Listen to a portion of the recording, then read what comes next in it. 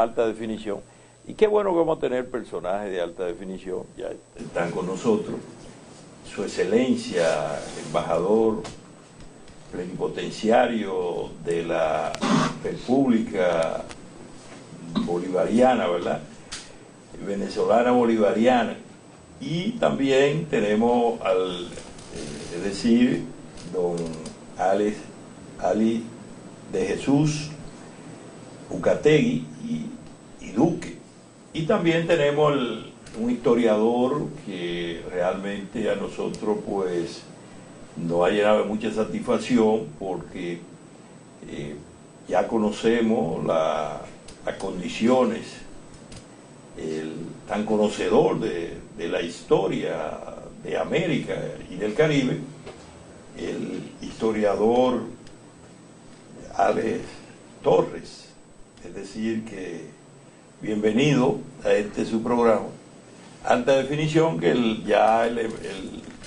su Excelencia, el embajador, pues había estado en otra ocasión compartiendo con nosotros precisamente en Alta Definición, y ahora pues tenemos bien acompañado del historiador, un historiador que a nosotros en poco tiempo nos dimos cuenta de su grande dote de historiador, y precisamente viene a darle continuidad al acuerdo que se había hecho con motivo de que el quinto abuelo de Simón Bolívar está enterrado en la iglesia de San Dionisio, antigua iglesia de la Altagracia, y por eso pues lo tenemos aquí con nosotros y su Excelencia el embajador para hablarnos de historia y también de los vínculos de Venezuela con nuestro país y sobre todo con nuestra ciudad de Salvaleón de Higüey, cuna precisamente de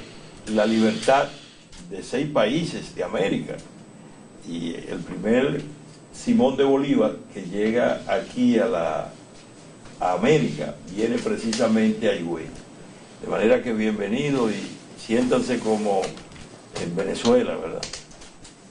Bueno, muchas gracias, don Darío, don Chucho, por esta invitación.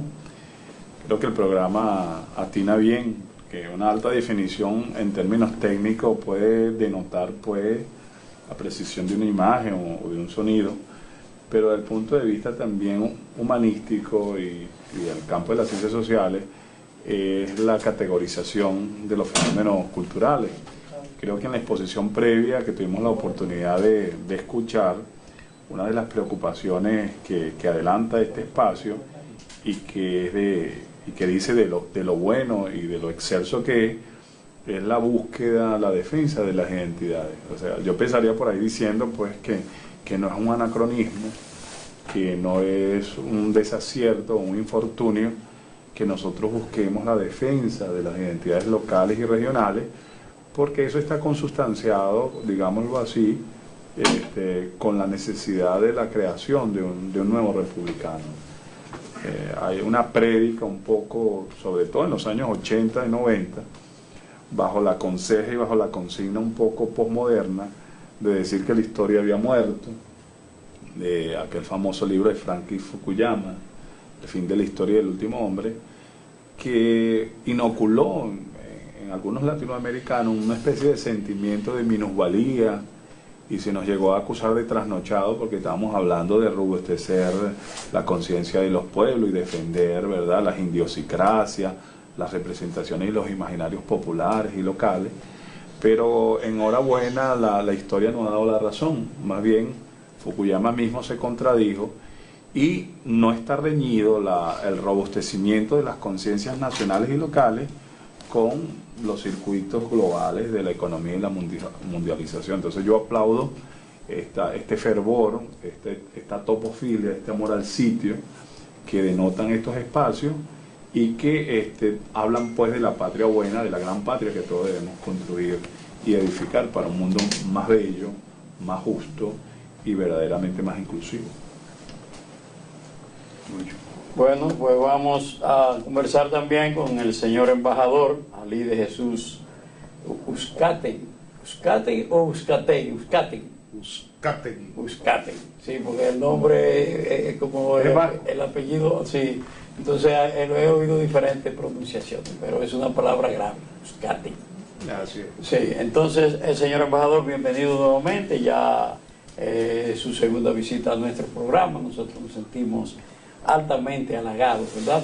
Que usted siempre, pues tan pronto piensa en la provincia de Altagracia, piensa en alta definición, piensa en Darío, piensa en nosotros, y también venir con el señor Alexander Torres, historiador, a enseñarle, ¿verdad?, dónde está la tarja dedicada al quinto abuelo de Simón Bolívar. Así que bienvenido, y nosotros le deseamos que estos viajes aquí, sé que le han sido de provecho, y que usted le externe su opinión, ¿verdad?, de estos viajes que usted ha dado aquí a nuestra población que lo está siguiendo en este momento. Sí, antes que todo, un saludo al pueblo dominicano, a nuestros queridos connacionales que se encuentran haciendo vida y compartiendo sus experiencias con este pueblo tan enaltecedor como es el pueblo dominicano. Y también agradecerle al ingeniero Darío y a don Chucho por su invitación a este gran programa de alta definición.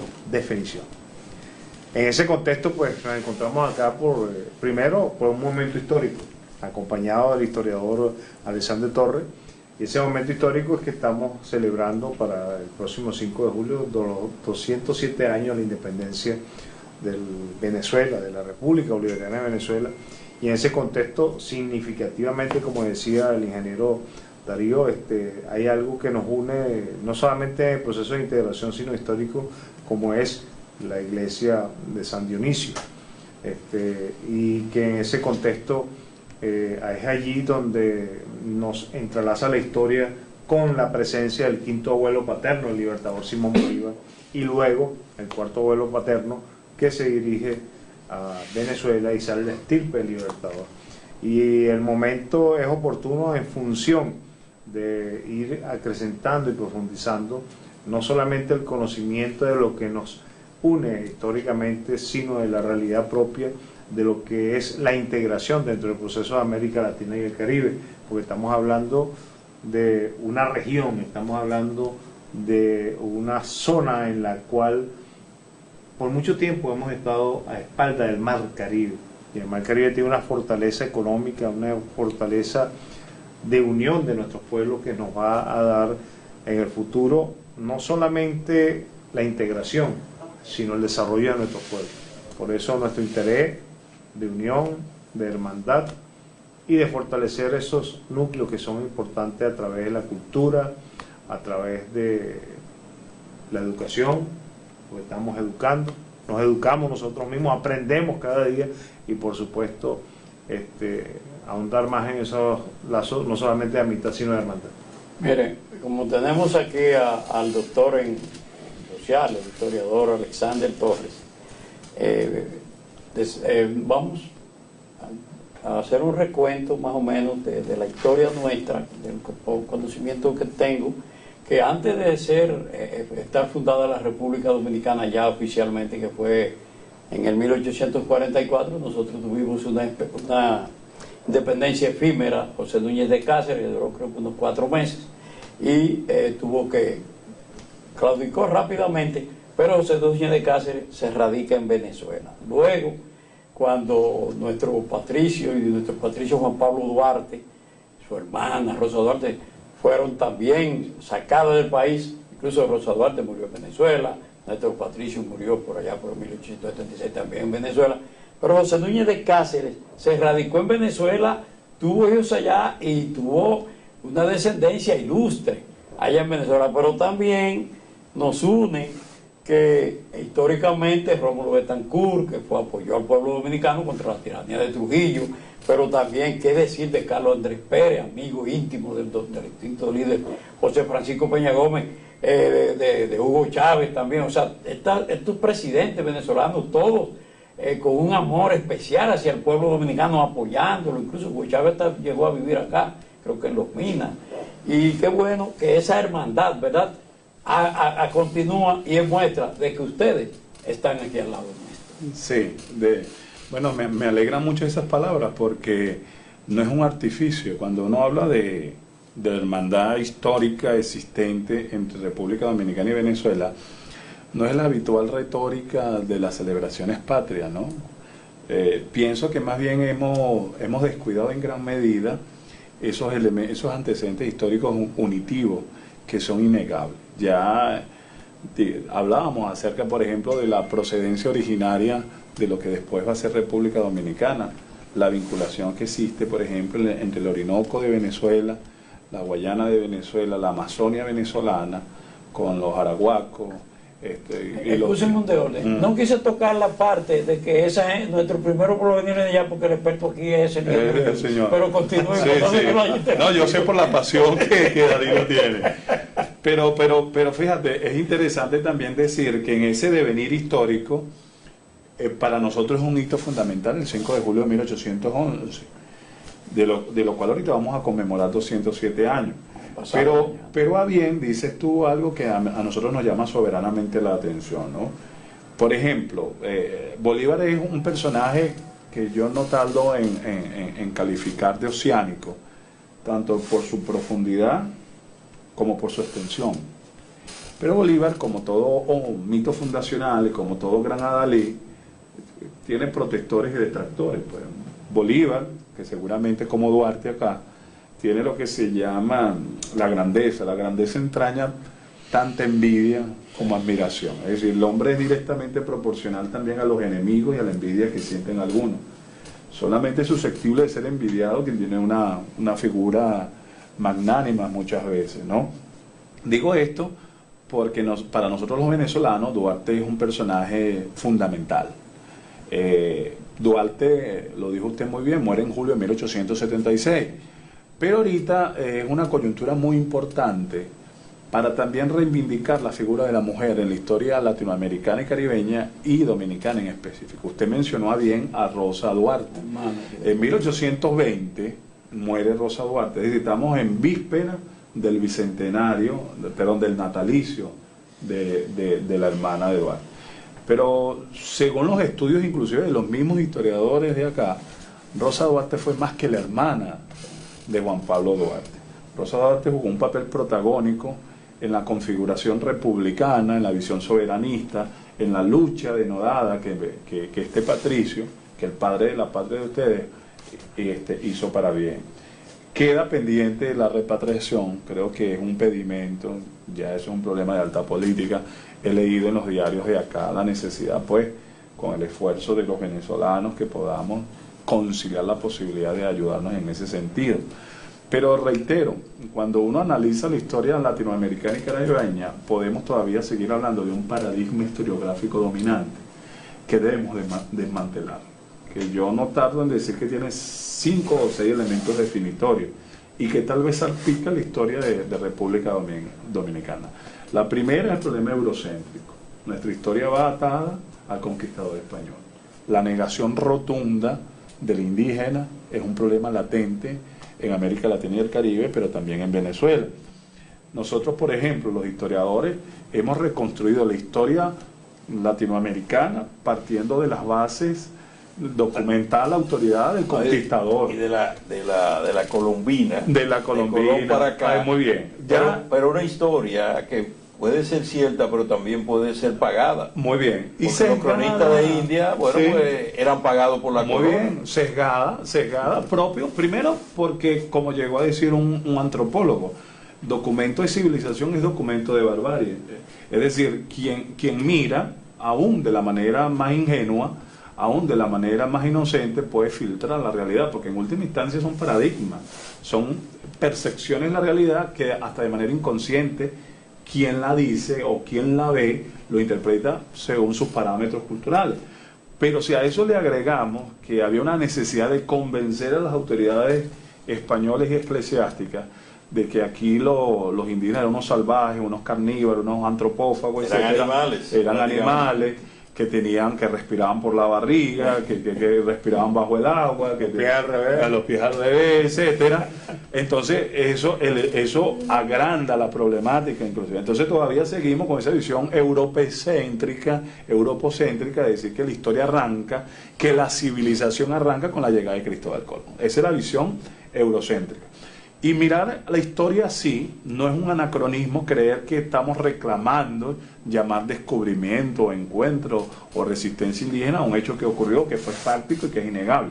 Lo que estamos diciendo es que esa mirada en el fondo que le da la primacía al otro, que niega la historia endógena propia, que nuestra mismísima historicidad está condicionado por el dominante, termina diciendo que nuestros pueblos, herederos de los indígenas, herederos de los afrodescendientes, de los negros, de los esclavos, son unos incapaces e imposibilitados de dirigir su propio destino sin el tutelaje extranjero, sin la raza aria, caucásica, superior, ¿no? Eso es lo que entraña una mirada eurocéntrica. Pero esa mirada es hermana de la visión elitesca de la historia, la creación o la creencia, un constructo ideológico que dice que solamente han hecho la historia los de arriba, los poderosos, los vencedores, sin quitarle el papel protagónico que han jugado los criollos, los peninsulares, los castellanos en la configuración de estos pueblos, pero también tenemos que rescatar la historia de los indígenas, la historia de los negros y la historia de aquellos que han sido silenciados por la historia oficial, la historia dominante. El tercer elemento que yo traigo a capítulo es la concepción racista de la historia. Es decir, nuestra historia es pasteurizada, es blanca, es potable, donde toda expresión de manifestación popular de origen negro o indio es considerada una barbarie y debe ser borrada o negada en los libros de historia nacional o historia patria, con un agravante. Primero, negamos la existencia de la indígena, y si lo ratificamos o si reconocemos su existencia, lo preterizamos, es decir, existían indígenas antes y ya no existen los indígenas porque los indígenas son propios de la Edad Media o de la llegada de Cristóbal Colón. Cuando uno ve los libros de historia de Venezuela, en el caso específico de mi patria, los indígenas llegan hasta la colonia y como mano de obra calificada, como sirviente de los criollos, de los blancos, etcétera, y después no hay cultura indígena, no hay toponimia indígena, no hay gastronomía indígena, no hay cosmogonía indígena, no hay religiosidad indígena. El otro elemento es el machismo, y eso lo concateno con la figura de Rosa Duarte. Es decir, en América Latina se ha privilegiado la idea de que son los hombres, el macho, el constructor de la historia, y la mujer siempre se ha acompañada como la esposa de. Por ejemplo, todavía seguimos diciendo Manuelita Sáenz, la amante del Libertador. Ella tiene un protagonismo en la historia latinoamericana en la medida de que es la moza, la acompañante, la amante de Bolívar, y no le reconocemos que ella, antes de ser la compañera sentimental del Libertador, era la caballeresa del Sol y había jugado un papel importante también en las luchas del sur. Ella vino a conocer a Bolívar en junio de 1822 y ella era una mujer, ¿verdad?, que había jugado un rol estelar en la liberación de su pueblo y los pueblos del sur. Y el otro elemento es la visión centralista de la historia. Es creer que solamente es susceptible de ser historiado las cabezas de municipios, las capitales, negando pues la complejidad, la diversidad étnica, social y cultural de los pueblos. Entonces, esto ¿qué entraña este paradigma historiográfico dominante? La necesidad que en la medida que se desmantela, se democratiza, se socializa y se le da la voz a la multiplicidad de actores y actrices que han sido constructores de la historia. Porque en la medida que lo visibilizamos ayer, lo estamos invitando hoy a ser los justos y los honoríficos constructores, los demiurgos, los artesanos de sus propios derroteros. Cuando visibilizamos ahí en la feria del mango de Baní, que usted entrevista a la gente, usted le está dando la voz a la gente, le está diciendo usted es importante, le está diciendo usted tiene un pasado glorioso, usted es digno de salir en la televisión, usted también es un actor y una actriz participante, y usted también vale. En la medida que asignamos la voz, a la medida que damos la voz, democratizamos, construimos patria y construimos un mundo mucho más humano y más horizontal donde todos y todas cabemos. Fíjate, cuando tú planteas de que es el mundo machista, tiene mucha razón. Por ejemplo, en esa iglesia de San Dionisio está enterrada una de las 12 heroínas de la independencia, esposa de prácticamente un héroe nacional, Antonio Duvergé, que un gran escritor nuestro y el presidente de la República, ya extinto, ¿verdad? Pues lo calificó como el centinela de la frontera. Fue el que más batalla ganó en la guerra de independencia. Y esa, sin embargo, a ella no la exhumaron y no la han llevado al panteón de la patria. Pero Antonio Duvergé sí. Fíjate, la declaran de las 12 heroínas, junto con María Trinidad Sánchez y una serie de mujeres que contribuyeron a la independencia nacional. Pero también nosotros tenemos dos grandes mujeres, la primera médico del país, de San Rafael de Yuma, es decir, de la provincia de Altagracia, pero también tenemos la primera mujer odontóloga del país, la primera mujer graduada de odontología del país, de nombre Bienvenida Victoria Montaz Julián, pero no hay ni siquiera una calle. Entonces vemos cómo aquí, cuando se le ha ocurrido ponerle el nombre a alguien, no han pensado en la mujer. La mayoría, las calles nuestras son machistas. Claro. Nosotros, por ejemplo, vemos hasta con los indígenas, nosotros vemos Cayacoa, Caonabo, pero no vemos Anacaona. Con tu Panamá y eso. Entonces, ese tipo de cosas, hay que romperlo.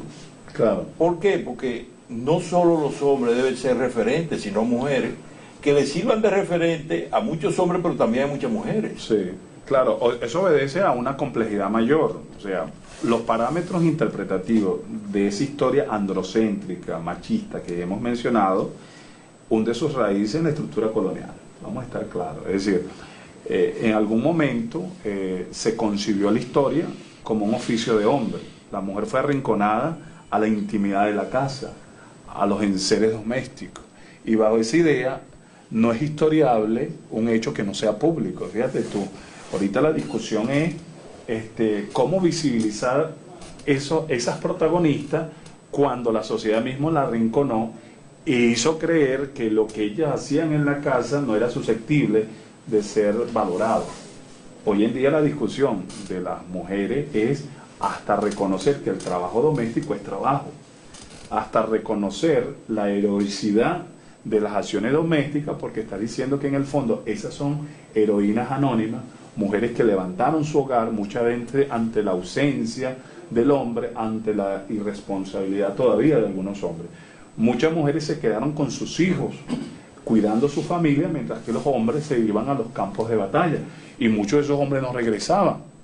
Eran sociedades básicamente matriarcales, porque era la mujer la que hacía ahora las veces de papá y de mamá. Y mucho de nuestro sesgo y mucho de nuestra impronta, sobre todo latinoamericana, tiene mucho de mamero, tiene mucho de la figura materna, más de lo que uno cree. En la colonia, la mujer era considerada un menor de edad, era considerado una persona que no tenía autonomía para tomar sus propias decisiones. ¿Quiénes decidían? El hombre. Y ante la ausencia del padre... Ni siquiera cédula tenía. Sí. Y ante la ausencia del padre, elegir el hermano mayor. Fíjate en el caso específico del libertador Simón Bolívar. Simón Bolívar tuvo a una hermana que murió tempranamente, ¿verdad? María del Carmen. Tuvo a Juan Vicente, que se llamaba como su padre, que naufragó tempranamente y murió en una misión diplomática de retorno en 1810 a Caracas. Tenía a la mayor, que le llamaban la mantuana principal, ¿no? Que era María Antonia, y estaba Simón José Antonio de la Santísima Trinidad. Pero la mamá del libertador, María Concepción, que se casó con Juan Vicente Bolívar, era 32 años menor que él. Ella tenía 15 y él tenía 47. Porque era muy común que las mantuanas, las criollas, las personas pudientes, Si no la casaban con un señor, la casaban con el señor. ¿Me explico? Si no la casaban con un señor. La llevaban al monasterio. Ah, muy bien. Es decir, si tú a los 13 a 15 años no te conseguían un partido y no te consultaban si lo amabas o no, si te triplicaba la edad, si podía ser tu abuelo, eso no era problema de ellos, porque la decisión era de ellos. Si tú a los 13, 15 años no tenías con quién casarte, entonces te enclaustraban en cualquier convento de monjas y ellos decidían tu futuro, decidían tu destino, y la mujer, la callando, haciendo mute callada, obedeciendo. No obstante, sobre todo las mantuanas, se rebelaron. Escúchame, escríbame el término, que lo he usado 2 veces, Sí, mantuano. sí, mantuano se lo llama en la colonia venezolana a las blancas criollas. Okay. Los criollos son los descendientes de los primeros conquistadores que devinieron en especie de nobleza F1. territorial. Ese era los F1. Ajá, que tenían el poder económico, no el poder político. Okay. Y se le llamaban mantuana porque la que iban a la catedral, que era la iglesia más importante de la capital, era la única que podían portar mantilla. La mantilla. Era una cosa exclusiva de ella. Entonces el pueblo, para burlarse, aplicaba el nombre de las mantuanas o el mantuanaje, para decir el blancaje, pues los blancos. Un término despectivo. Sí, que después, como todo término despectivo, se va Acuñando. se acuña y pierde la carga, digámoslo así, el contenido a veces hasta étnico. Y hablando de las mujeres, Sí, sí. y hablando de las mujeres, su excelencia, ¿han contemplado ustedes, el gobierno de Venezuela y el gobierno dominicano, y traer los restos de Rosa Duarte? Fíjate, eso ha sido una iniciativa que ha salido a través de los medios por parte de algunos historiadores, y recientemente un grupo de venezolanos se acercaron también, motivado a ese artículo de prensa que salió hace como unos 15 días atrás, también llamando la atención y buscando como que contribuir a ese proceso que pudiera de alguna otra manera no solamente facilitar el acercamiento de un familiar o de la hermana del Patricio Duarte, sino una relación dentro del contexto bilateral para que existiera ese tema de repatriación. Yo les indico a ellos que todo eso tiene un proceso diplomático, un proceso político, porque es algo político, en el cual hay una parte incentiva el hecho. En este caso puede ser los familiares del Patricio Duarte, los que están al frente de la fundación, el mismo gobierno, y ahí se inician las primeras, vamos a decir, tareas para ese proceso. De todas maneras, en virtud de esa iniciativa, se ha preparado un documento y se ha remitido a Capital con la finalidad de ir no sensibilizando, sino dando el conocimiento de esa alternativa que ha estado surgiendo dentro de la palestra pública, y un sentimiento patrio a través de lo que significa la hermana del Patricio Duarte. Entonces, en ese contexto coadyuva más no solamente el acercamiento, sino una unión histórica que hay entre nuestros países. Mire, hablando del machismo, ¿verdad?, que todavía campea en muchos países de América principalmente, fíjate, aquí en República Dominicana las mujeres votaron por primera vez en el 1942, y lo hizo el dictador Trujillo para que le sirviera de coyuntura para él legitimar unas elecciones, porque hubo una luchadora dominicana que fue la primera fotógrafa, Abigail Mejía, me parece que responde al nombre, que fue la que escribió Sueña Pilarín, una obra que escribió, vino, creo que de España, que escribió esa obra en 1925, viene de España y funda 2 movimientos feministas, uno en el 1936 me parece, y Trujillo utilizó uno de esos movimientos de Abigail Mejía y puso a las mujeres a votar por primera vez. Pero yo leyendo la historia en estos días de que las mujeres, creo que en Suiza, un país tan adelantado, votaron las mujeres como en el 1970, que yo me sorprendí con ese dato, porque es verdad, un país tan adelantado. Pero en la historia de la República Dominicana, desde los indígenas tenemos varias destacadas. Anacaona, Anamuya, Flor de Oro, era que se llamaba. No, es la misma. Anacaona significa flor de oro. Entonces, fíjese, en la independencia tenemos Rosa Duarte, que cooperó muchísimo. Hay una que no se nombra y es precisamente Onaney, que fue la princesa del Chicago de Higüey. Sí. Y no hay una calle que lleve su nombre.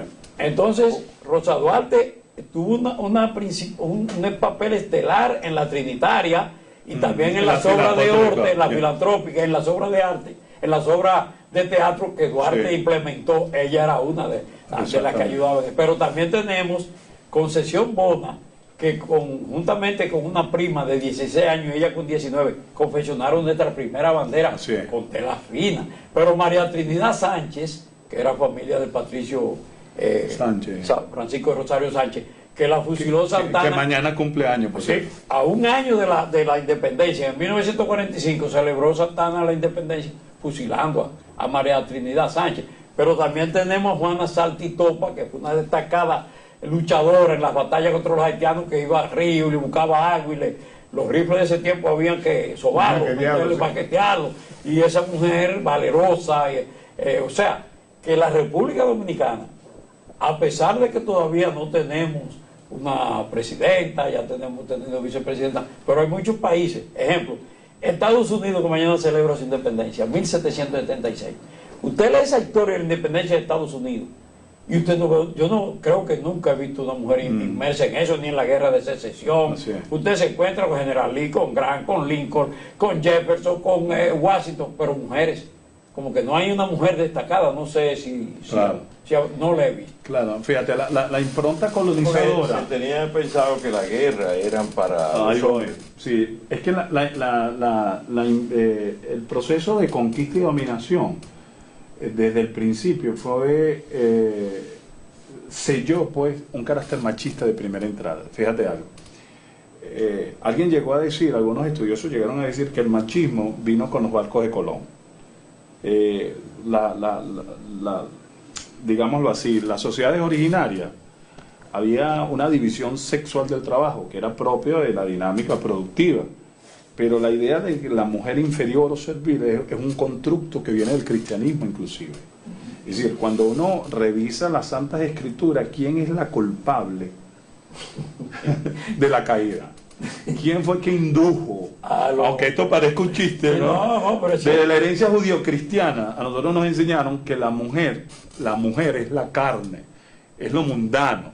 Cuando nosotros rezamos y dice que no nos dejes caer en la tentación en que creemos, no es un bistec servido a la plancha. Y en Sodoma y Gomorra, ¿quién se convirtió en la mujer de Lot? La mujer de Lot porque no hizo caso y volteó. Es decir, a nosotros nos inocularon culturalmente que el padre debe obedecer y la madre debe mantener la sumisión, porque los curas ponen a trabajar a las monjas y porque la monja, salvo la madre superiora, no tiene un rol más estelar en la cultura eclesiástica. Sí, claro. Entonces, eso es un elemento que va por Adán y Eva. Muy bien, empezamos por Adán y Eva, pero aquí hay un elemento más, que esto tiene sus connotaciones. La palabra maternidad es hermana de la palabra materia, la concepción del griego, por ejemplo. La relación entre dos hombres era superior entre la relación de un hombre y una mujer. La relación entre un hombre y otro era amistad. La relación entre una mujer y un hombre era amor. La amistad es superior al amor y en gran medida eso justificaba hasta las relaciones homosexuales. Sócrates se enamoró de Alcibiades, se enamoró en gran medida de un mancebo, de un joven, y la esposa misma no lo veía mal si no había ibris, o sea, si no había exceso, porque en última instancia era un amor entre dos seres superiores que no se reproducían, además que también tiene que ver con la tasa de natalidad, ¿no? Pero veamos más acá, cuando llegan los conquistadores y se consiguen que los indígenas no tienen ningún tipo de rubor y de miramiento para hacer el amor públicamente, desnudo, como Dios lo hizo al mundo, desnudo como peces, como diría el poeta, ellos hacían la cópula, ellos copulaban abiertamente. ¿Quién les sembró el sentimiento de perversión, de pecado, de lo malo, la iglesia? ¿Y qué es lo primero que hicieron los misioneros? reglamentar hasta la manera de cómo hacer la relación coito-genital. La mujer abajo y el hombre arriba, la posición del misionero. Por eso se llama la posición del misionero, porque es la que el misionero decía que aprobaba. ¿Ves? Y la mujer, ¿entiendes? Y la mujer abajo recibiendo aquello. La mujer abajo que no podía mostrar un ápice de placer, que se moría sin verlo nunca, que se lo imaginaba, porque de la iglesia y los púlpitos le decían que era pecado, que era algo sucio. Era para la reproducción. Nada más, exclusivamente, ¿no? Macho y hembra para la reproducción. Entonces el hombre arriba era el apellido del hombre, era la primacía del hombre, dominio, era el dominio del hombre, eran las instituciones pensadas para el hombre, era la vida pensada para el hombre. Entonces ahí está la matriz fundamental del androcentrismo. Es la concepción judío-cristiana y griegamente racional que nosotros heredamos en el proceso de conquista tiene un signo profundamente machista. Y nosotros lo reproducimos inconscientemente hasta en el relato histórico. Porque la vida privada, la mujer, la vida pública, el hombre. El hombre es para la calle, la mujer es para la casa. Y es de lo público que se hace historia, porque la historia es la historia del Estado, y el Estado está en manos de los hombres. Y las mujeres arrinconadas en su casa. Y mujeres que traspasaban el umbral de su casa a opinar abiertamente, eran invisibilizadas, cercenadas y castigadas. Porque la mujer es para sus hijos, no para más, ¿no? Entonces, ¿cómo quitarnos de encima? Inclusive la gente progresista, inclusive la gente de avanzada, cayó en esos errores. Mira, el Rousseau, que era un genio, llegó a decir que una mujer educada era el azote de su marido. Freud, que era un genio, decía que la mujer era un animal de cabellos largos y de ideas cortas.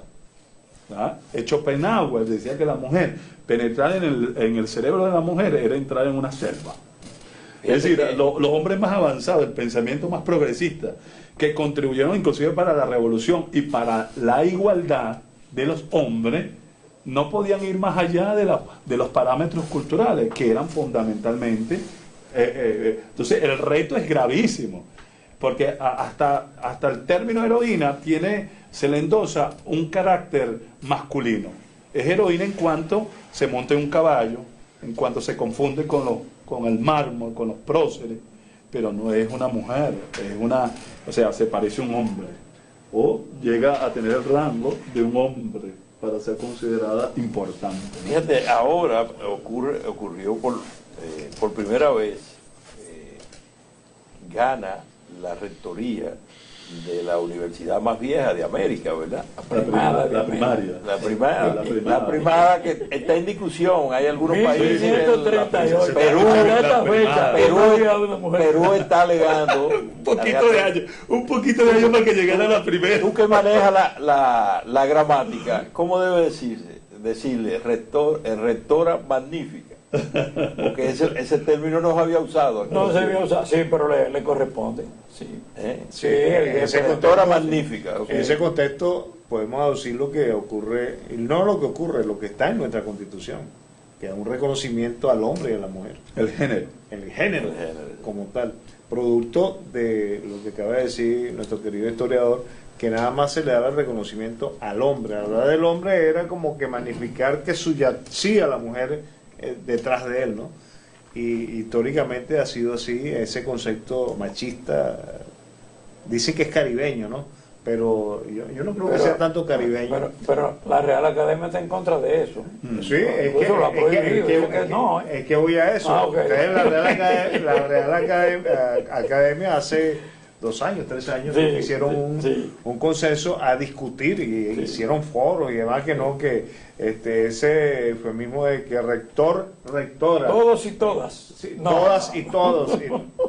Bueno, niños y niñas. Niños y niñas, no, pero resulta ser que eso va más allá del significado de una expresión.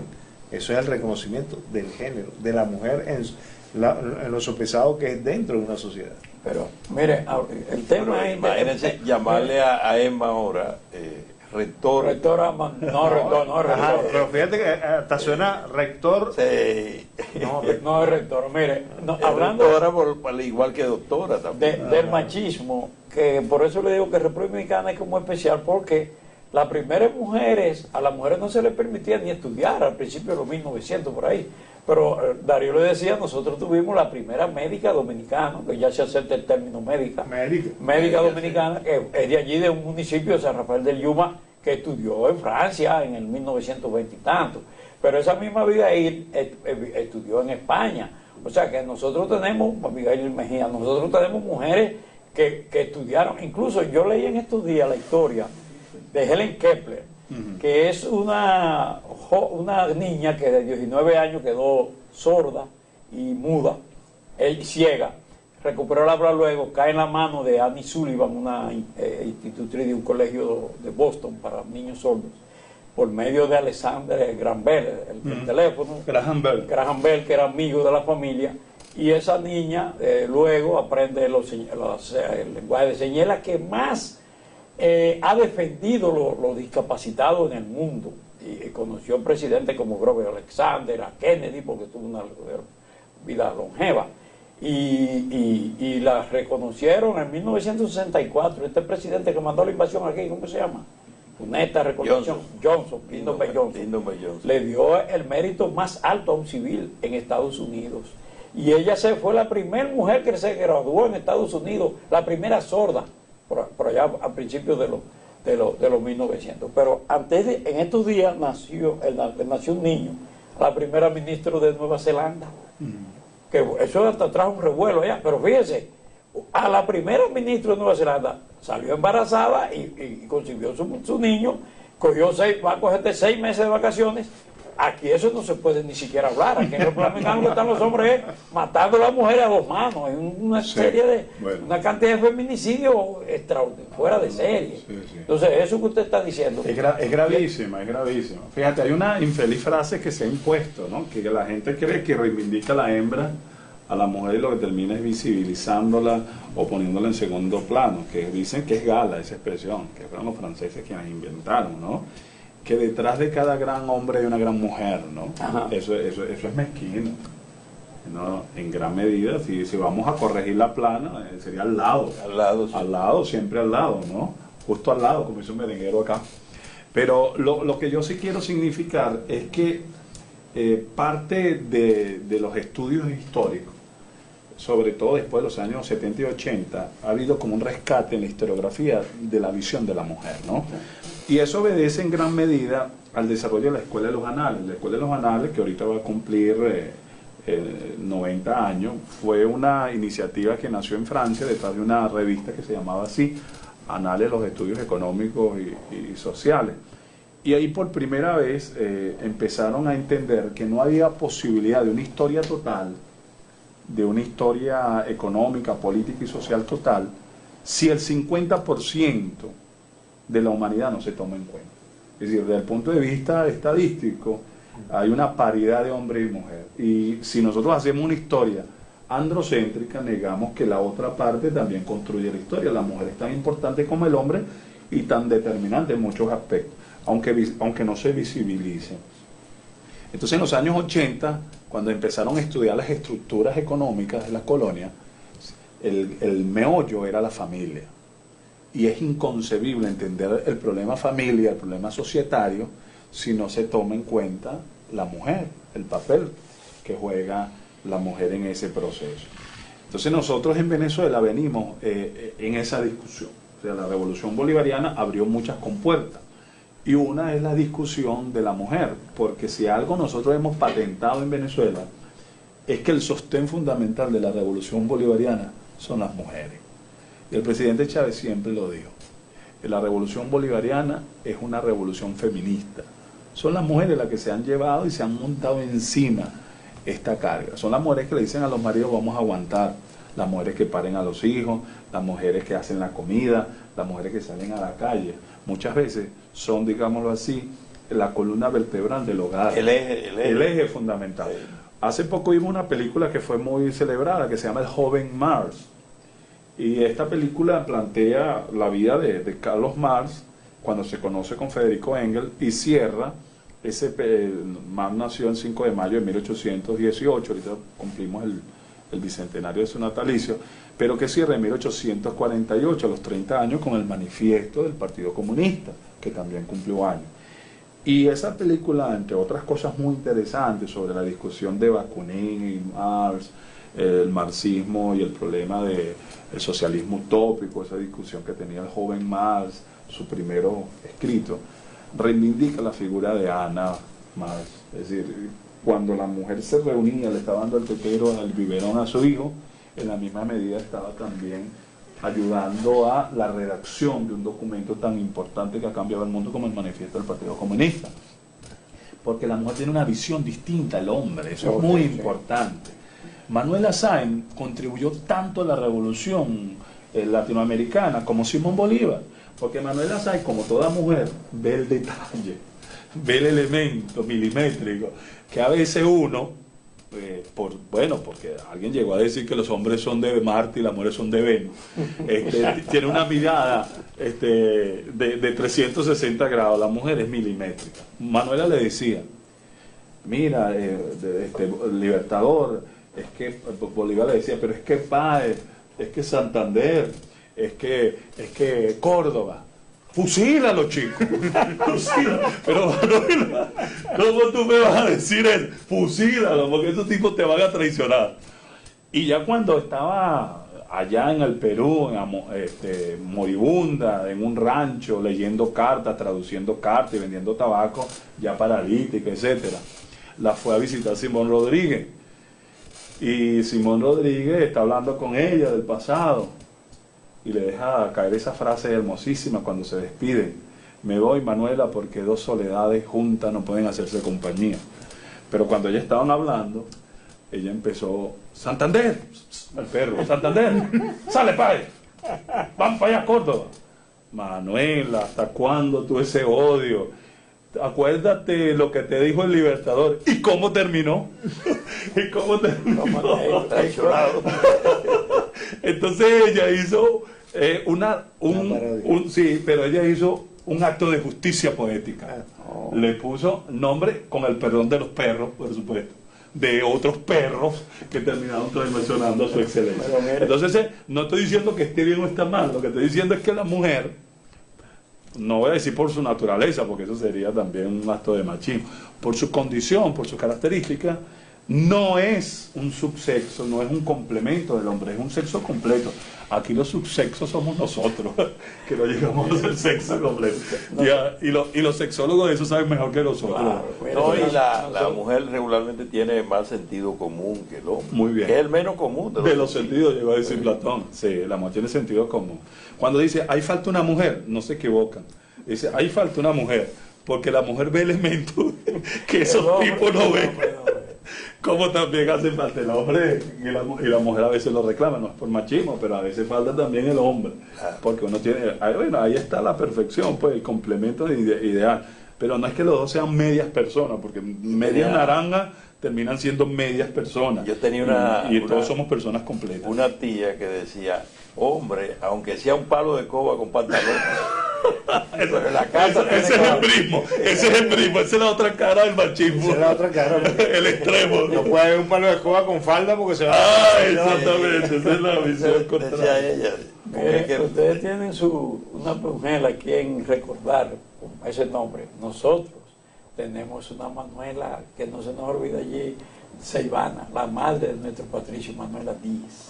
La madre de Juan Pablo Duarte estaba ese nombre, Manuela Díez, que por cierto en estos días se celebraba el día de su. Pero también tienen un Vicente, y nosotros también tenemos Vicente Duarte. Vicente Celestino Duarte. Y ustedes tienen el Juan Vicente, ¿verdad? Sí.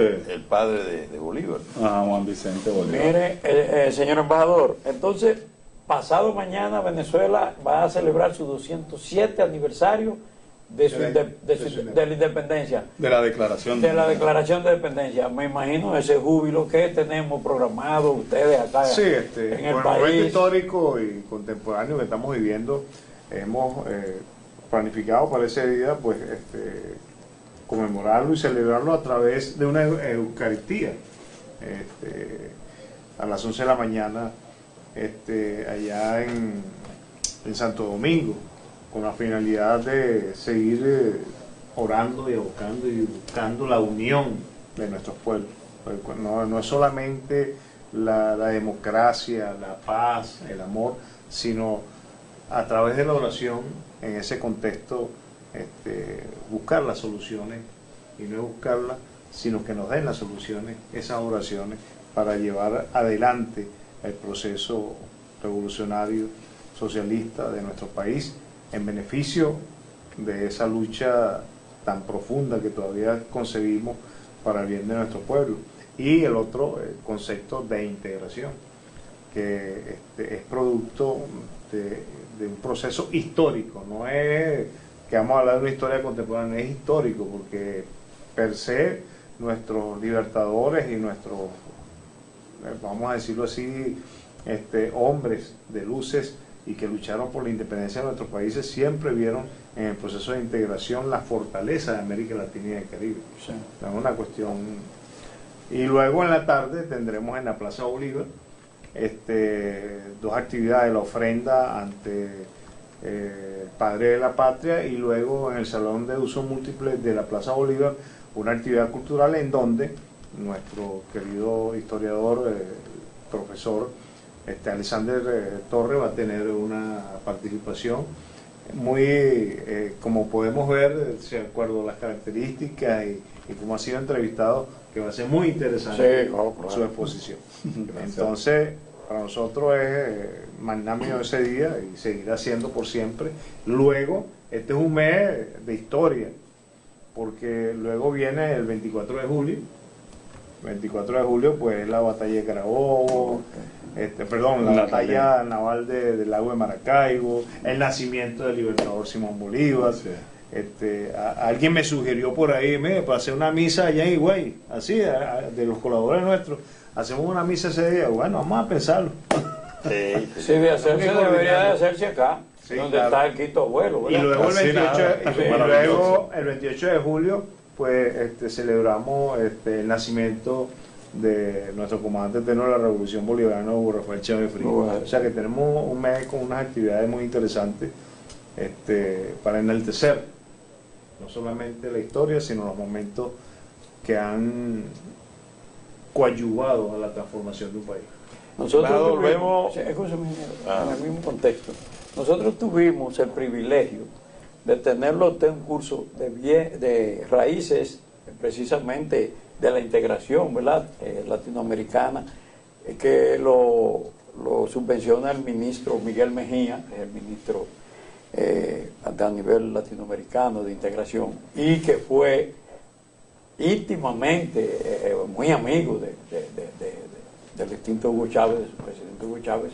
Siempre lo mencionaba siempre a Hugo Chávez, Miguel Mejía, y esas relaciones fueron aprovechadas en su momento, esas relaciones de Miguel Mejía con Hugo Chávez, para que su país, en un momento de crisis, pues nos meter ahí en el tratado de Petrocaribe, que nos ayudó muchísimo. Sí, ese es un corolario muy interesante, cuando se hablaba de ese proceso de acercamiento de la historia temprana, reciente.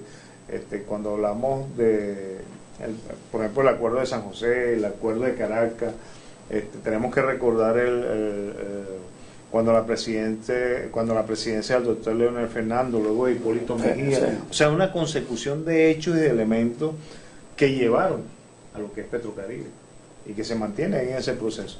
Por ende, no podemos decir que está marcado porque sea un sistema político, o como algunos dicen, un modelo. No es una cuestión de modelo, es un sistema en el cual un pueblo está luchando, y por ello 24 procesos eleccionarios que hemos tenido en la República Bolivariana de Venezuela. ¿Para qué? Para mantener un sistema político que ha logrado, que eso es lo que lamentablemente desde el punto de vista mediático no sale de la luz internacional, pero que se han obtenido muchos logros para el beneficio de la población, con unos niveles de formación cultural de nuestra población bastante altos. Bueno, estamos hablando de que en el 2005 fue Venezuela por la UNESCO considerada un país libre del analfabetismo. En ese concepto vemos algunas otras condiciones. La misma FAO reconoció para el momento histórico, en esa fecha, 2010, 2011, un país en el cual beneficiaba a la población desde el punto de vista de la distribución de la alimentación, y que teníamos una población comedidamente alimentada. Pero resulta ser que todo eso fue atacado a través de ¿qué? De un concepto que normalmente conocemos, que si bloqueo económico, bloqueo financiero, guerra económica, y no es un problema interno, es un problema externo en el cual están comedidos algunas fuerzas foráneas con sus aliados para dar al traste con el sistema político, que no es más que un socialismo enmarcado dentro de una constitución que es la Carta Magna y que nos dice cuáles son nuestros deberes y derechos y lo que tenemos que hacer. Es algo, Excelencia, que vemos como hay un músico de ustedes que está dirigiendo a nivel mundial la sinfónica más importante. Y eso es producto de qué política que Venezuela haya logrado ese precisamente ese don de que un músico venezolano haya estado en escenario dirigiendo grandes orquestas o la más grande del mundo, ¿verdad? A nivel de sinfónica. Sí. Bueno, yo creo que estamos hablando de Gustavo Dudamel. Correcto. Estamos hablando del maestro Dudamel, un joven venezolano de la localidad, del estado, un estado muy importante, el estado Lara. Él desde primeras horas, desde muy niño, insertó en el sistema de orquesta, bajo la égida del recién desaparecido maestro Abreu. Eso es política de inclusión de la revolución bolivariana. Es decir, en ningún momento el presidente Chávez y después el presidente Maduro abandonó, digámoslo así, la idea de que la música nos emancipa, ¿no? Y ellos han sido en gran medida nuestros embajadores culturales. Y esto es interesante porque cuando nosotros hablamos de la diversidad étnico y social, la Constitución nuestra, la de 99, la actual, la vigente, reza en su preámbulo que Venezuela es un país multiétnico y pluricultural. Y ese reconocimiento pasa por estimular, por ejemplo, la música clásica o académica, con un Dudamel a la cabeza, y también las sardinas de Naiguatá o los grupos, digámoslo así, populares y costeños. Es decir, si nosotros no entendemos la diversidad, la complejidad, si no hay una política cultural de inclusividad, con esa mirada poliédrica, con esa mirada calidoscópica, con esa mirada que acuse la diversidad que está allí, entonces podemos privilegiar un sector con respecto a otro. Y en eso la política cultural venezolana ha sido muy, muy sistemática, es decir, inclusión de calidad, pero también inclusión en la diversidad, es decir, y esto es muy rico. Nosotros estamos muy orgullosos de la figura de Dudamel. Dudamel es para nosotros motivo de orgullo, es nuestra mejor presentación en el mundo de la música académica y cultural, pero eso también está acompañado con un trabajo sistemático, pese al cerco mediático y pese a la hiperinflación inducida que vive el pueblo venezolano. El presidente Maduro no ha descuidado, digámoslo así, su política social, es decir, más vivienda, más educación, más escuelas. Dice que los barrios muchos barrios tienen sí, sinfónica. Así es, sí, de verdad que sí. Prácticamente es un fenómeno. Es un fenómeno. Dos fenómenos que, decía el embajador, arrancaron más o menos en ese año 2004-2005, que es la municipalización de la educación universitaria mediante la figura de lo que se llama las aldeas universitarias. Ya la universidad no es concebida como el campus nada más, sino que en algunas parroquias o localidades la gente, por la vecindad, por la cercanía, pudiera hacer carrera universitaria en unidades educativas que se prestaban para eso. Podría ser un liceo, podría ser un instituto universitario. Y los alcaldes se integran a esa parte. Sí, los alcaldes tienen una gran responsabilidad, sobre todo en los aspectos logísticos, pero es el Ministerio de Educación Universitaria quien maneja la currícula y maneja todo el programa. Y lo otro es que culturalmente también se ha abocado una política de la municipalización de la cultura. Y ahí en ese marco entonces entra la formación de músicos en la localidad. Por supuesto, para ser músico tienes unas condiciones básicas, hay pruebas para eso. Claro. Eso no es prueba de aptitud. Exactamente, ¿no? Si uno tiene una muela en el oído, por más que le dé, que no sirve, no tiene un ruido, ¿verdad? No, y le es más fácil pasar la prueba cuando usted lo lleva sanguíneamente. Sí es. Hereda la música. Por ejemplo, yo le doy a una tumbadora sin que me enseñe, ¿no? Yo le doy al pelo, yo le doy a mi tumbadora, chévere.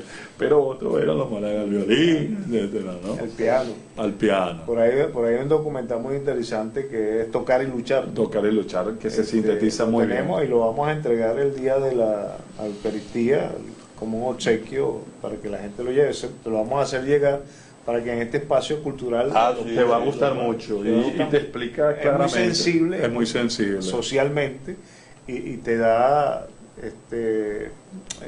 la idea de lo que realmente es el proceso. Tomás quedó de enviarme unos documentales y hasta ahora estoy esperando. Es un reclamo público. Y entonces, fíjate, con el tema de la orquesta Simón Bolívar, se planteó para este año llevar a 1 millón la participación de los niños dentro de la orquesta. 1 millón. El licenciado Huáscar Alcántara se integra porque don Chucho tiene que ir a algunos compromisos. Y relevo de posición llamamos eso. Huáscar es especialista en turismo. Muy bien. Y aparte de eso es políglota. Muy bien. Sí, habla 6 o 7 idiomas. Como Francisco de Miranda. Pero ya vamos a conversar con él, vamos a una pausa y cuando regresemos, bueno, pues empezamos con Huáscar y el turismo. Que le haga su respectiva pregunta de viaje tanto a su excelencia como al historiador. De manera que nos vamos a una pausa y luego regresamos. Alta Definición regresa en breve.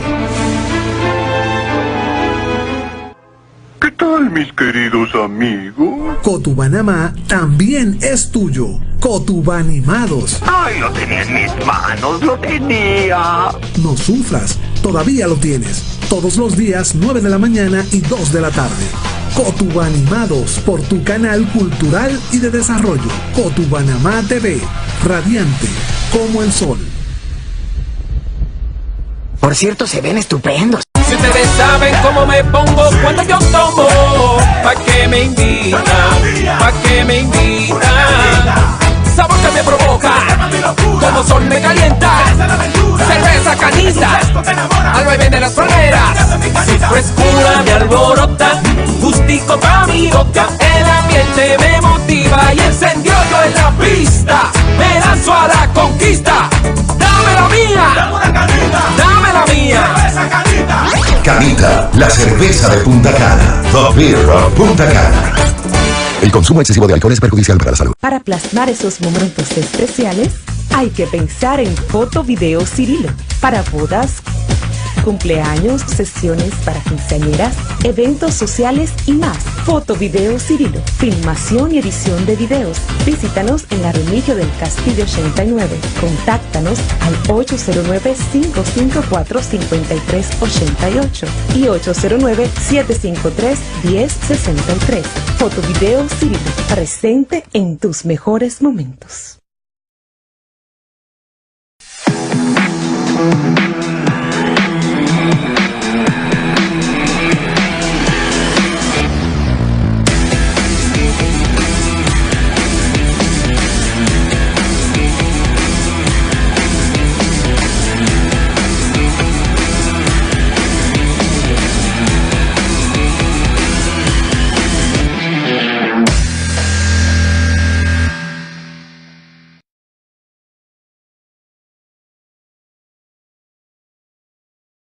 Cotubanamá, tu emisora cultural y de desarrollo. Desde el Distrito Municipal Verón Punta Cana, Municipio Higüey, Provincia La Altagracia, cubriendo toda la zona turística y más allá. Electroinca es tu empresa líder que durante 8 años ha dado soluciones a los problemas energéticos en la provincia La Altagracia, con la más amplia gama de inversores, baterías, paneles solares y plantas eléctricas de gas y gasolina. Electroinca. Ahora te ofrecemos cámaras de seguridad, alarmas y operadores eléctricos para portones. Todo para asegurar tu casa o negocio.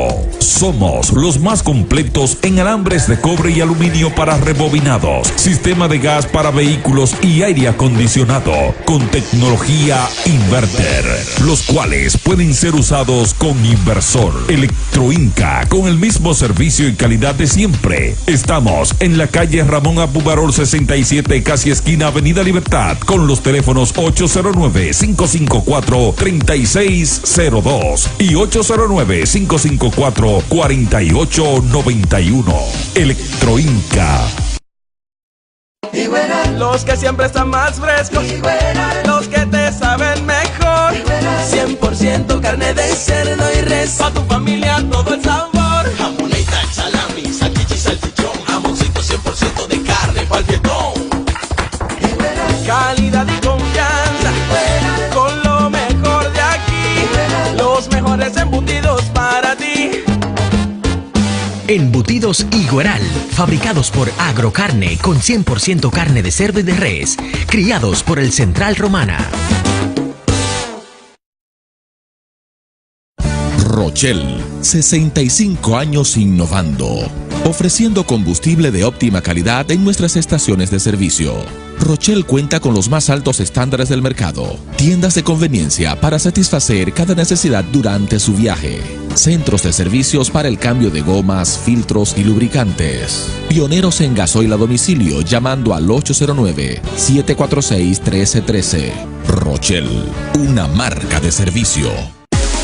Smart Home, seguridad, confort y elegancia del futuro hoy. Automatizaciones eléctricas con sistemas inteligentes para su hogar o empresa. Sistema de alarmas, cámaras de seguridad, paneles solares, energía eólica, cercoeléctricos, plantas eléctricas, alta tensión, módulos para contadores, instalación de GPS, automatizaciones de portones y puertas, barreras de paso, controles de horario, asistencia y acceso, intercoms con video integrado, filtros de agua, calentador solar, central telefónica por IP, lámpara LED y mucho más. Smart Homes, somos su mejor elección para seguridad, calidad y economía. Visítenos en la avenida Laguna Llana frente a la puerta del Museo de la Basílica. Teléfono 809-554-6424 y 809-815-6610. Y ahora también en Verón Bávaro, con grandes especiales por motivo de apertura en la avenida Barceló entrando por el Ayuntamiento de Verón. Teléfono 809-455-3303. Noel Reyes, presidente. La Altagracia, principal polo turístico del país, recibe en agosto a 22 provincias que estarán buscando coronarse en el Torneo Nacional de Voleibol Juvenil Femenino Masculino. Agosto será el mes. Continuamos con Alta Definición.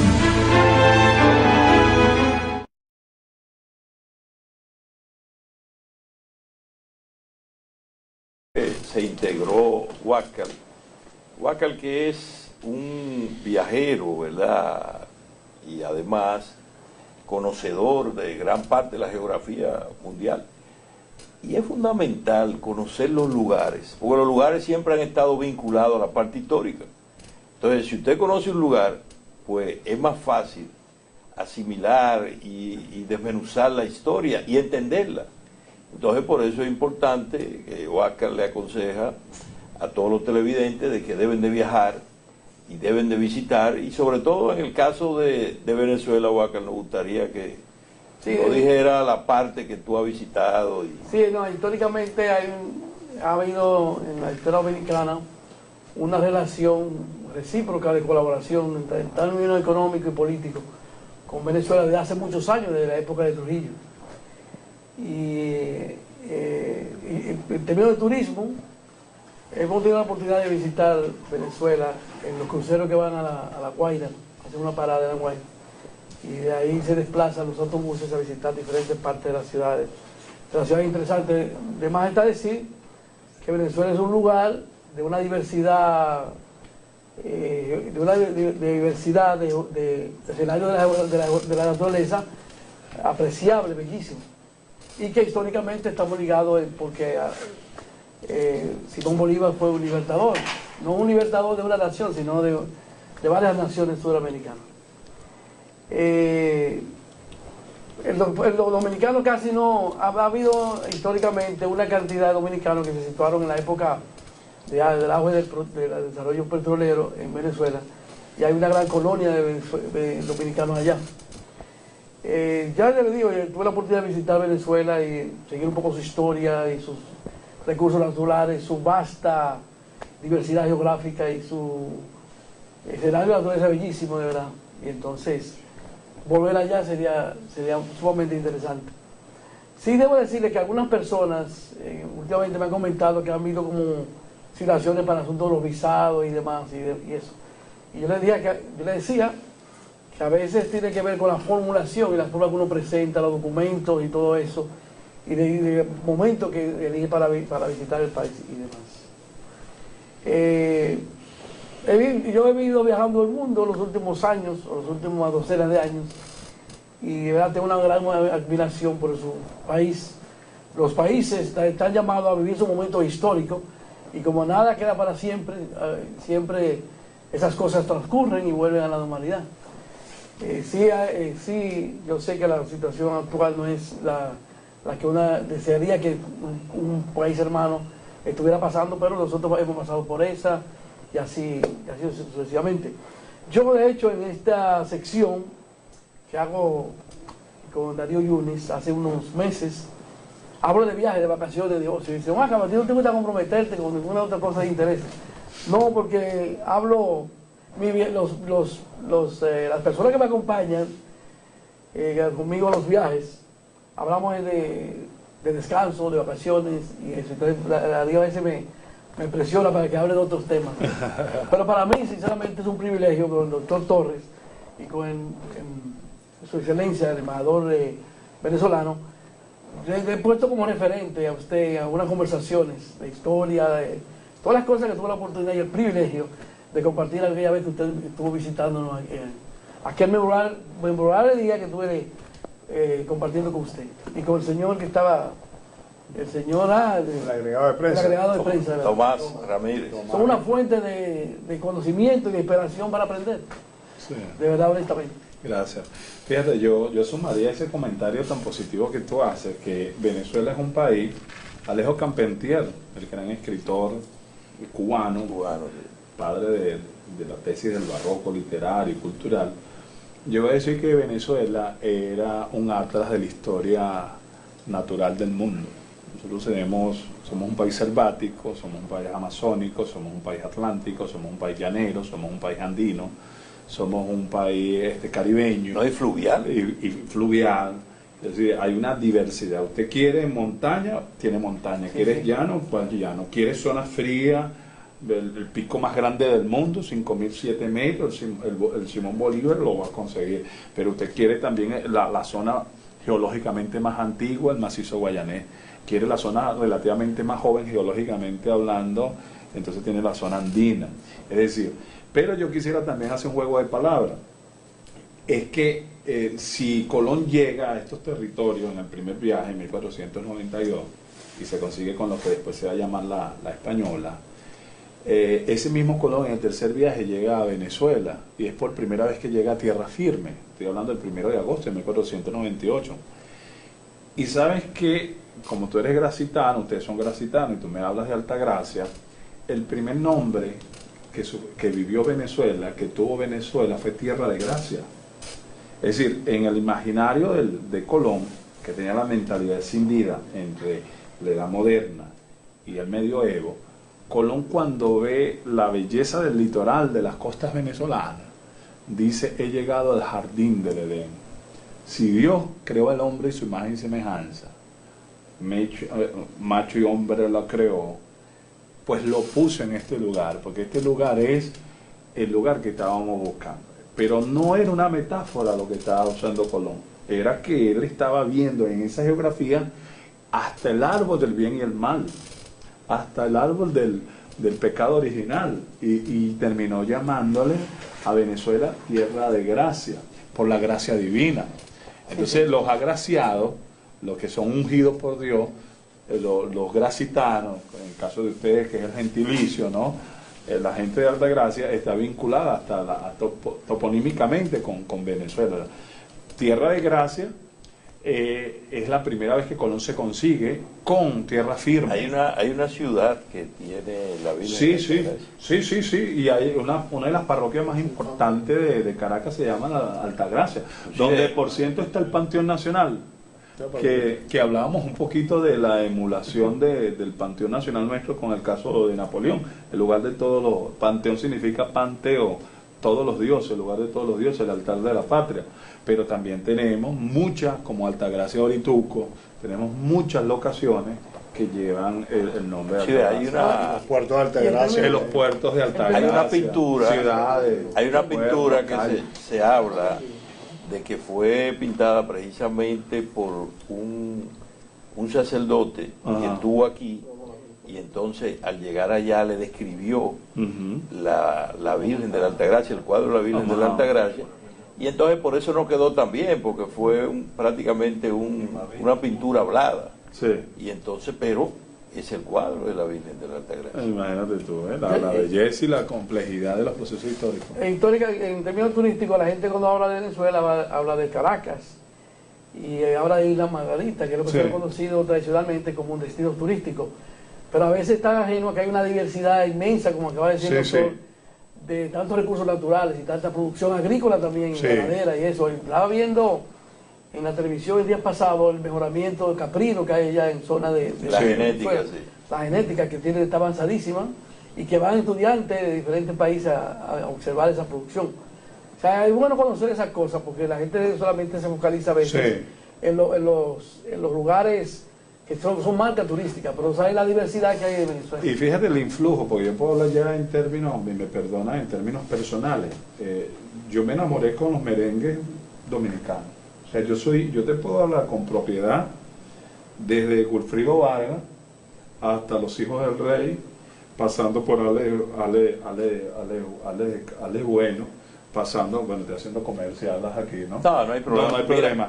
O sea, yo tengo un imaginario, yo tengo un imaginario. Eso es cultura musical. Exacto, yo tengo un imaginario profundamente dominicano porque mi adolescencia fue en los años 80 y los 90 y había una hegemonía que nosotros llamamos la invasión del merengue.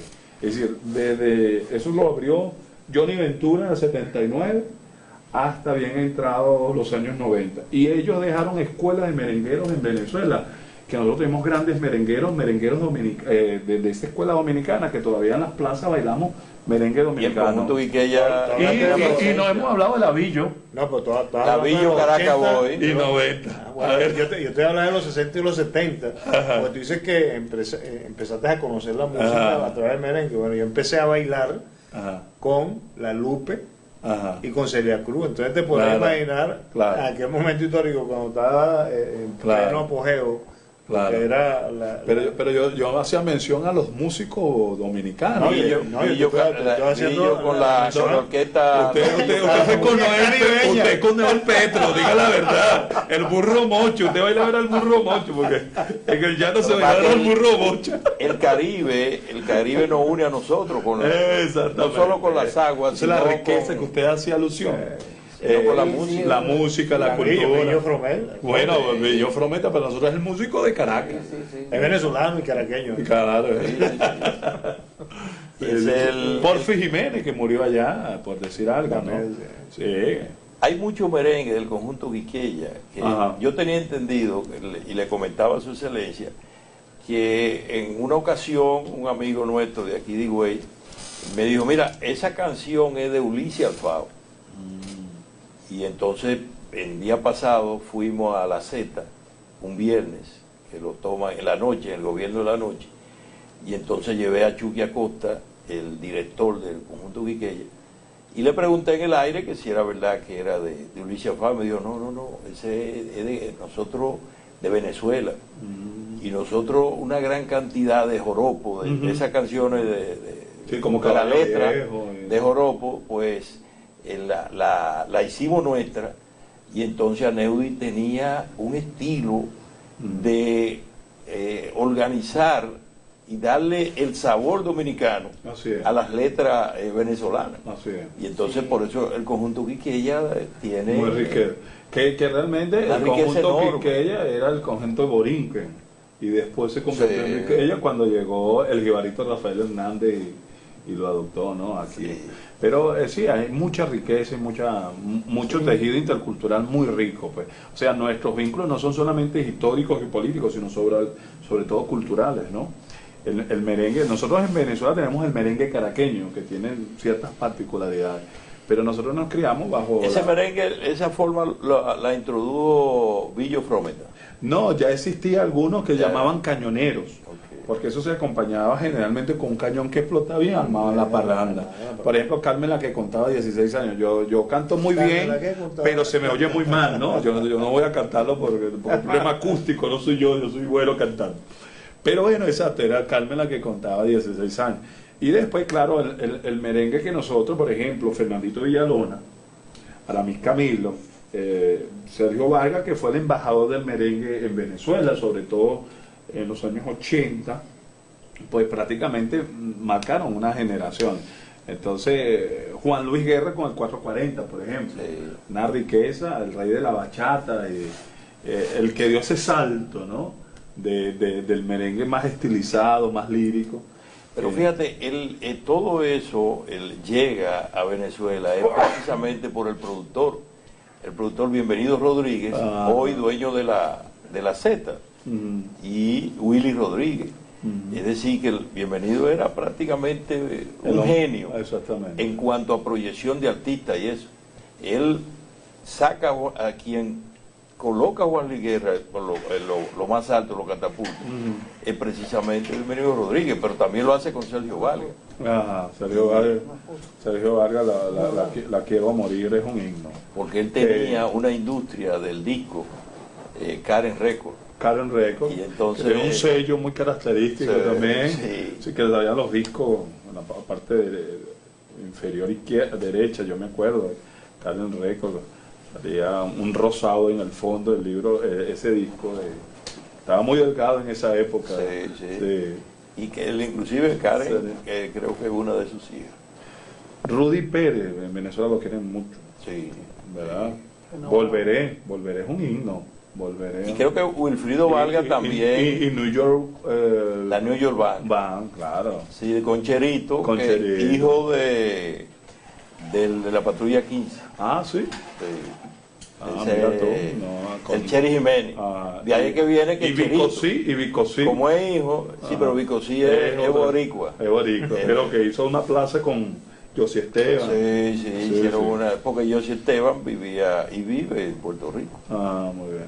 No sé si tenía pensado ahora con la crisis de Puerto Rico, bueno, pues. Claro.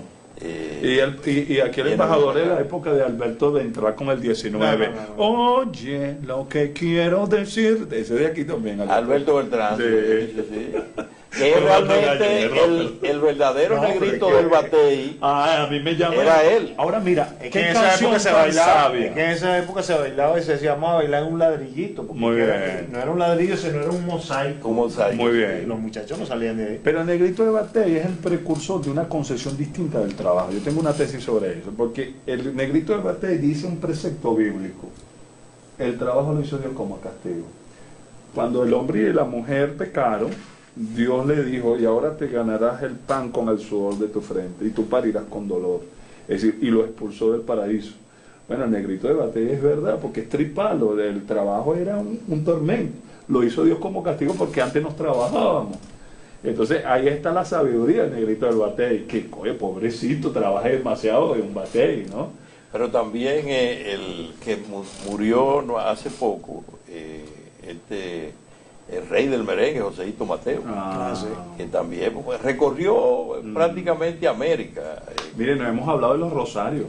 Sí, los rosarios son de aquí. Eso, excelente rosario, que es otro estilo. Nosotros nos criamos en el mismo barrio. Es más rápido, es bericado, es que le llaman el merengue, que es más rápido. Sí, también fueron lanzados por Don Bienvenido Rodríguez. Es muy bueno, ellos marcaron una época. Ellos tenían un grito característico, los rosarios.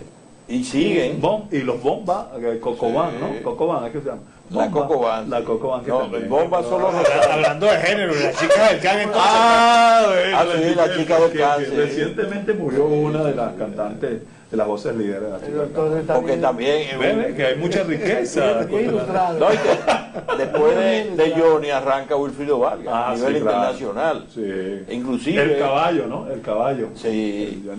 Y Wilfrido en Chile es un ídolo. Es un ídolo. Sí. Por el asunto de Villa del Mar y eso. Los hijos míos repiten una expresión que yo utilizo así, que acuño, y ellos no saben que viene de aquí. Cuando aquello te volviste loco, Wilfrido. Sí. Por el loco y la luna. Ah, Wilfrido. Pero entonces cuando los muchachos se portan, yo digo, te volviste loco, Wilfrido. Y mi hijo, a amor de 5 años, dice, te volviste loco, Wilfrido. Que también fue... Decía uno para regañar, te volviste loco, Wilfrido. Porque ese era el grito de la canción, ¿verdad? Los imaginarios, ¿no? Y entonces ese también fue lanzado por Cares Records. Ah, imagínate. Sí. Y lo de Beduino viene porque Wilfrido tocaba en una discoteca en las Américas. Y entonces para hacerlo más atractivo el grupo, lo vestían de árabe, ¿verdad? De beduíno. Pero Cholo Brenes, que era un genio, era un sociólogo, conocía al dedillo la psicogeografía, el comportamiento social del dominicano, de pie a pa, bueno, uno de los mejores sociólogos que ha tenido el país. Y él entonces le dijo, vamos a sacarlo de ahí y vamos a ponerle lo beduino. Y entonces él quien le pone lo beduino, y entonces Bienvenido pues lo lleva a los más altos niveles de popularidad de Wilfrido, y después lo internacionaliza también. Y Wilfrido también en Panamá, de ahí es que surge la novia, la rubia de la chica del can, que dice él. Empezamos con lo divino y terminamos con lo profano. Sí, empezamos hablando serio. Depende con el cristal que lo vea. Es que el Caribe es eso. El Caribe y mucho más. Fíjate, yo no sé si es por coincidencia, pero la mayor cantidad de artistas puertorriqueños justamente son de Ponce. Y Ponce está del lado del Caribe. Claro, donde está la Sonora Ponceña, y donde está nada más y nada menos que el niño de Ponce, que era Héctor Lavoe. Pero también el niño mimado de la Fania. Ajá, el niño bonito. Sí, era Ismael Miranda, y entonces de ahí de Ponce también. Sí, igual que Tras Talleres, donde nació Ismael Santurce. Ismael Rivera, Ismael Rivera, Andy Montañez y don Daniel Santos. Daniel de los Santos, Daniel Doroteo de los Santos de Betancourt, el jefe. Ese es uno de los mejores. Sí, pero todavía sigue siendo un clásico. Sí, perdón que el mambo, como decimos nosotros. Y por ejemplo, en Venezuela, yo recuerdo, nosotros fuimos para una época, fuimos a Caracas y estaban tocando la gaita, ¿verdad? La gaita. Para Navidad. Ese género es propio de la Navidad o de siempre. La gaita es fundamentalmente una música zuliana, música maracaibera del occidente de nuestro país, el primer estado productor de petróleo, el estado Zulia como tal, ¿no? Pero es una música que está íntimamente relacionada con la época decembrina, ¿no? Con los villancicos y los aguinaldos. Ellos han hecho un esfuerzo extraordinario por demostrar que la gaita es un género musical, y como todo género se puede escuchar durante todo el año. Pero en el imaginario ha sido casi imposible trasladar. Ahora es más fácil, pero trasladar la gaita, porque el tema de la gaita siempre es un tema político y relacionado con la Navidad, con el Año Nuevo, ¿no? Pero es como nosotros aquí con Félix de Rosario. Sí, es exclusivamente para de Navidad. Nada más. Pero puede cantar en enero, en marzo, en abril. Pero a él le viene eso de Puerto Rico. En Puerto Rico siempre las Navidades la han celebrado con una intensidad enorme. Y él vivió mucho tiempo allá. Por eso hay un merengue que dice la guagua de Carolina. Que pareciera que por ser un tema decembrino llama, ¿cómo es? A la paz, la Navidad, la Nochebuena. Y resulta ser que la gaita per se es prácticamente una canción de protesta, porque termina hablando de los políticos, del sistema, en fin. pero se tornó que hoy en día, primero se escuchaba en diciembre, empezaba diciembre, noviembre, después bajó a octubre. Sí. De hecho hay muchos programas de gaita. Por ejemplo, hay una televisora que se llama Entre Gaitas y Gaiteros y todo el año es gaita. Sí. Y también, como dice el embajador, hay emisoras de radio que se llaman así, porque también hay un tema comercial. Si tú vas a esperar diciembre para colocar tu producto, te vas a morir de hambre. Vas 11 meses pasando hambre para poder agarrarlo en diciembre, sí. El conjunto Quiqueya también tenía un poco esa línea. Por ejemplo, tenía el disco de Qué bueno está este país. Y eso era alegórico por ejemplo, a una situación que había de crisis. Y entonces yo Sí, utilizaban la mordacidad y la parodia y el sarcasmo para... Sí. Pero en cuanto, yo recuerdo que cuando yo fui a Venezuela, en la Caracas, nos llevaron a un restaurante que era lo máximo, ¿verdad? Bueno, y cuando pedimos el mejor plato y nos sirven... No, lapa. La lapa. Cacería. El ratón silvestre. El ratón. La rata esa. Por lo menos que no le Ya entendí el mensaje. No, pero oye, ¿qué nos pasó? Me vas a cobrar por esta rata que me están poniendo aquí. No, oye, ¿qué pasó? Bueno, pedimos, le preguntamos al ingeniero que andaba con nosotros, que era el anfitrión, oye, ¿cuál es el mejor plato? No, aquí el mejor plato la lapa guisada. Es la lapa guisada y eso. Bueno, pues tráela. Entonces andábamos Andrés Rique, Miguel San Giminián y Carlos también, varios políticos. El único que no era político era yo, pero yo andaba con él. Entonces, cuando yo voy por la segunda pieza, me dice Miguel San, Yune, ¿sabes lo que estás comiendo? Tú no te has fijado que tú lo que estás comiendo es ratón. ¡Eso es ratón! Digo, ¿cómo así? Dice, mira la costillita, ¿no? La costillita. La finitica como un ratón. Entonces, yo le dije a Andrés, ¿qué hacemos? ¿Seguimos o paramos? Dice, no, yo voy a seguir ya porque puede ser ratón, pero está bueno. Y entonces, bueno, pues nos comimos eso. Después Miguel tenía un relajo. Junior, pero tú te comiste rata, después no puedes decir que tú no has comido ratón. No, también es conocido como cochinillo de monte, algo así por el estilo. Bueno, señores, ya los técnicos nos están haciendo señas. Yo he querido regalarle estos dos libros de dos escritores higüeyanos, Rosa y Julia, de nuestro Macho Cedeño, y 7 de julio, Pincelada de una vida, del Néstor Rivera.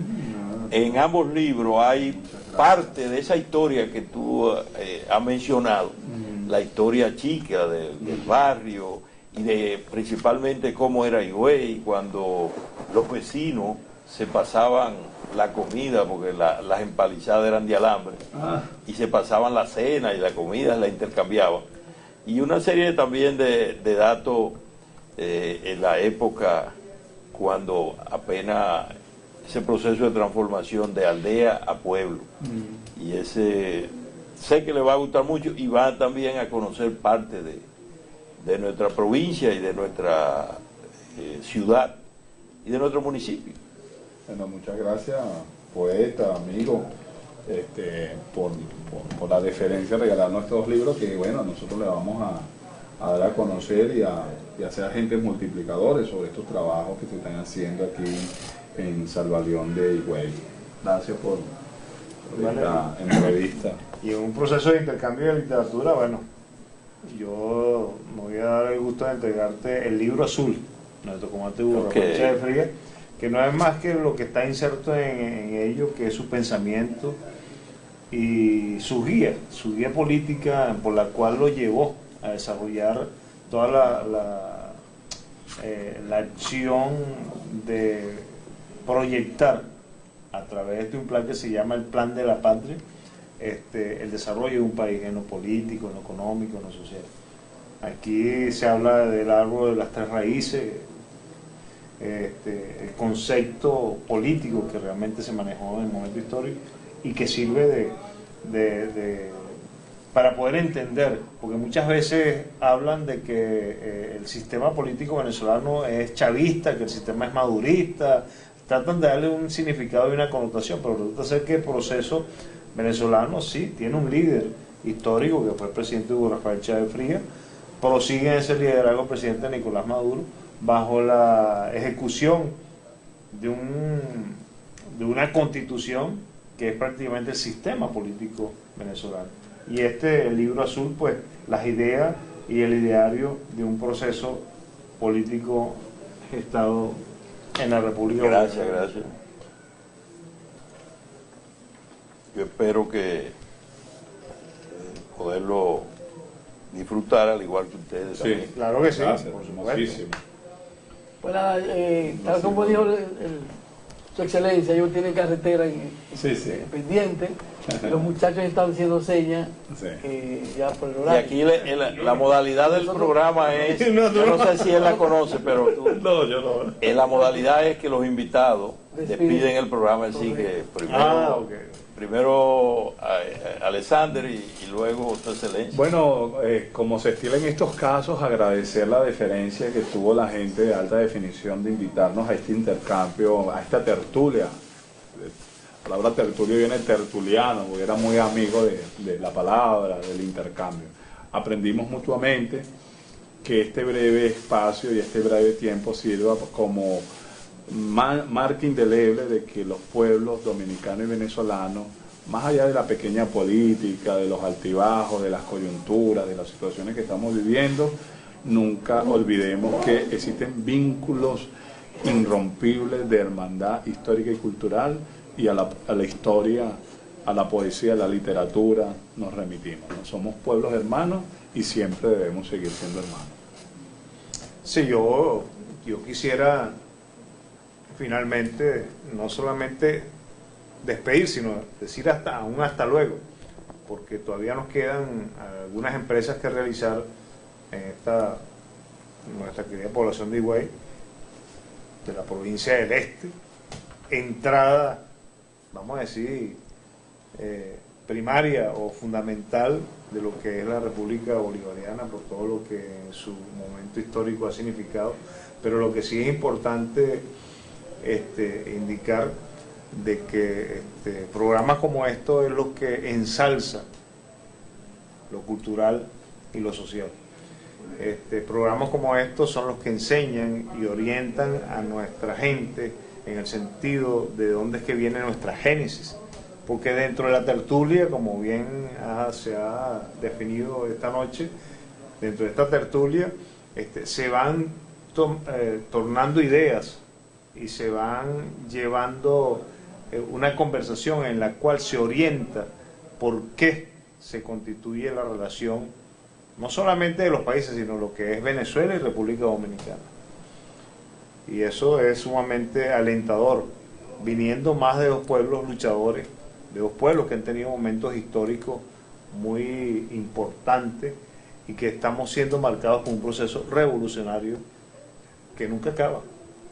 La nuestra empezó en 1810, quizá antes de la resistencia indígena, pero que en ese contexto es un proceso de revolución hasta conseguir el deber ser de la patria, el deber ser del pueblo venezolano y por consiguiente en esa misma lucha política y democrática del pueblo dominicano.